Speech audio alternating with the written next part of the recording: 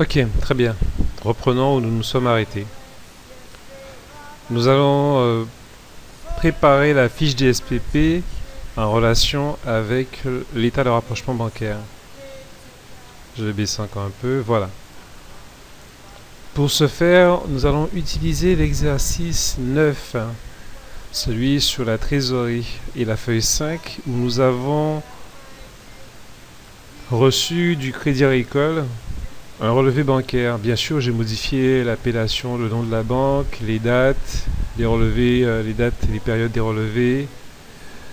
J'ai modifié les informations, le 512 qui paraît ici aussi, etc., etc. Nous recevons donc ce relevé, nous sommes après le 39-2013 et nous allons établir l'état de rapprochement bancaire pour la fin du mois 9. Nous obtenons d'abord ce tableau qui est la liste des opérations qui ont été passées durant le mois qui vient de passer, et ici celles qui sont passées au niveau de la banque. Voyons voir ce que nous avons dans notre logiciel de comptabilité. Alors, faisons un état des lieux. J'ai créé un compte 512 002 Crédit Agricole. Il devrait normalement faire apparaître un solde égal au solde initial des documents. Alors le voici, 512 002, 7580 sur le débiteur, ce qui correspond à ce que nous avons par ici, 7580 le solde Crédit Agricole et 7580 le solde au sein de notre saisie comptable du compte 512. Donc à partir de là, il faut comprendre qu'il nous faut tout d'abord saisir ces opérations. Elles doivent donc exister au sein de notre comptabilité pour la période allant du 1er au 30-09, afin que le 30-09, le 1-10 ou le 2-10, nous puissions établir le rapprochement bancaire après avoir reçu, bien sûr, le relevé bancaire qui est ici là. Donc je vais commencer par saisir ces opérations. Ici, j'ai un chèque de règlement. Donc la contrepartie, ce sera le compte fournisseur, l'IO. Ici, le chèque de règlement du fournisseur Danirt. Même chose encore par là. Donc ces trois opérations sont des chèques de règlement. Ici, un virement reçu d'un client, encore un chèque de règlement fournisseur, une remise de chèque et un versement d'espèces. Allons-y. Je vais aller donc dans le traitement et je vais faire une saisie standard.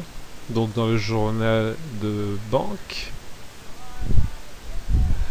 je me rends compte que je n'ai pas un journal de banque avec le 512-02, je vais le créer. Donc banque 2, intitulé Crédit Agricole. Et ce type de journal est un type de type trésorerie. Ok. Donc la banque 2, l'opération est datée du 02-09-2013 et il s'agit, je vais faire un copier-coller cette fois, voilà. Donc j'aurai mon 401 fournisseur divers débité de 600 €. Et mon 512 002 crédité de 600 €, c'est-à-dire ceci. Ok, j'enregistre et je passe à l'opération suivante. Donc ça c'est saisi.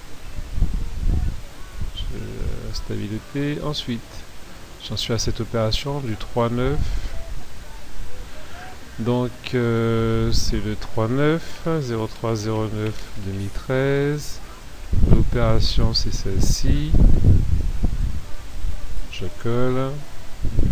Et ici encore nous avons un fournisseur qui sera débité de 3770 € et notre 512 002 qui lui sera crédité de 3770 €. Je valide cet enregistrement. Je l'enregistre, pardon. Et je passe au suivant. J'ai ici donc un chèque de règlement au fournisseur cracked pour le 5-9 pour 918 €. Alors c'est le 0509 2013. Le libellé comme tout à l'heure. Je récupère l'information ici.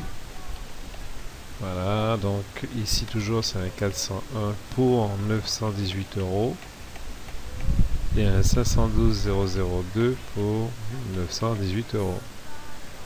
Et j'enregistre. Ceci est fait, du moins saisi. Maintenant j'ai le virement du client Lebrel, le 6-9. Alors toujours la banque 2, le 0609 2013. Donc j'ai un virement de la part d'un client. Donc comme d'hab ici ce sera, on va débiter notre 512 002 du montant de 2435 et notre 411 pour 2435 €. Très bien, c'est enregistré. Alors, ça c'est fait. Ensuite, nous avons un chèque le 13-9, le 13-09 2013, un chèque de règlement. Voilà, on va le mettre ici. Donc notre 401 qui sera débité de 1315 € et notre 512 002 qui sera crédité lui de 1315 €. Très bien, c'est enregistré.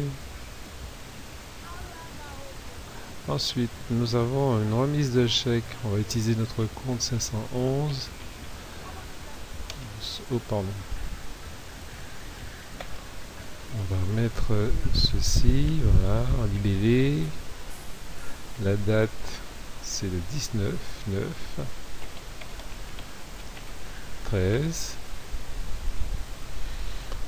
Et ici, donc, nous avons le 511 chèque à encaissement pour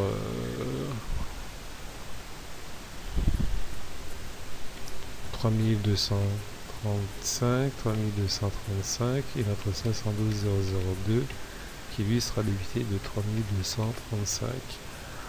Parfait. Et pour finir, on a un versement d'espèces le 29/9. Donc ici, oups, est-ce que j'ai fait une boulette, hein? Ah, j'espère que non, très bien. Donc 29/09 2013, j'ai un versement d'espèces, copier-coller, qui sera au débit, donc on va créditer notre 580 de 3925 € pour débiter notre 512 002 de 3925 €.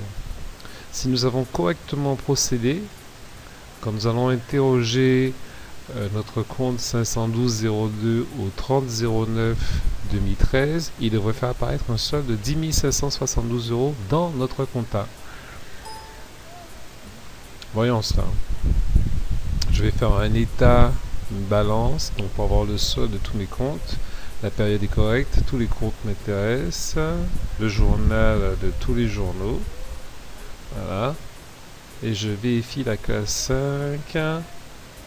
La 5 qui est ici, 512 02, un solde de 10 572 €. Donc, nous avons exactement la même chose que ceci. 10 572 €, c'est très bien. Voilà, j'avais oublié de stabiliser ceci. Bien, à partir de maintenant, nous allons pouvoir commencer l'état de rapprochement. En effet, on est pas au courant du mois 9, mais on est le 1, le 2 ou le 3, 10 2013. Nous venons de recevoir le relevé bancaire et nous allons donc pointer les opérations. Très bien. Alors, je vais aller dans l'état, pardon, dans le traitement, rapprochement bancaire. Je vais créer un rapprochement bancaire, effectivement, pour le compte 512 002. Je vais l'appeler, je vais dire que c'est le rapprochement bancaire du mois de septembre 2013. Et la période court du 1/9/13 au 30 09 2013. Je mets 31 au cas où. 09 2013. Le solde initial de mon compte sur mon relevé de compte bancaire est de 7580 et le solde final de mon relevé bancaire est de 6711,10 €. Très bien. Je pense que tout est correct. Ok, voilà. Maintenant, je vais pouvoir pointer toutes les opérations. Est-ce que j'ai les 1175 du prélèvement automatique d'Orange dans mon relevé bancaire, dans la compta? Non. Donc ceci va devoir être saisi. Est-ce que j'ai le chèque 64,83 de 600 € dans ma compta? Oui, il y est. Alors, ça veut dire que au niveau du relevé, je vais essayer de raturer le texte, si c'est possible. Est-ce que je peux faire ça? Je pense que... Ah, mais ça... Comment je vais faire ça? Je pensais plutôt à... Non, je vois pas. Bon. On va mettre dans une couleur particulière. Non, même pas. Ça c'est... On va souligner uniquement tout ce qui est à faire apparaître. Donc les 600 ici, je les ai pointés.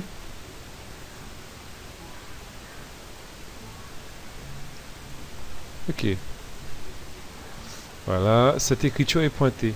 Je l'ai vérifiée, elle existe autant dans ma compta que sur le relevé bancaire.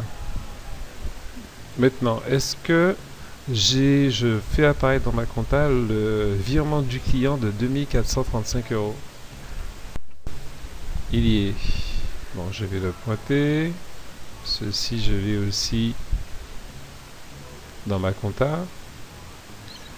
Alors, est-ce que j'ai au 7-9 le chèque 64,84 de 3770 €? Oui, je l'ai. Je pointe. Est-ce que j'ai dans ma compta l'encaissement de la commission des CV pour 718 €?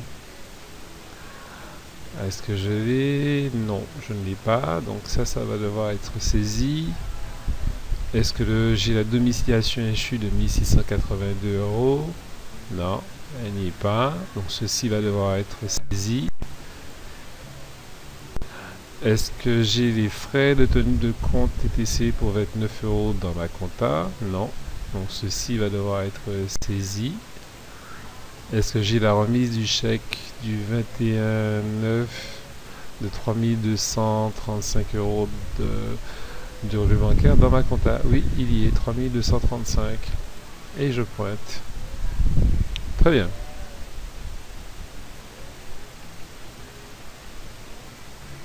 Ok, on va s'arrêter là pour l'instant.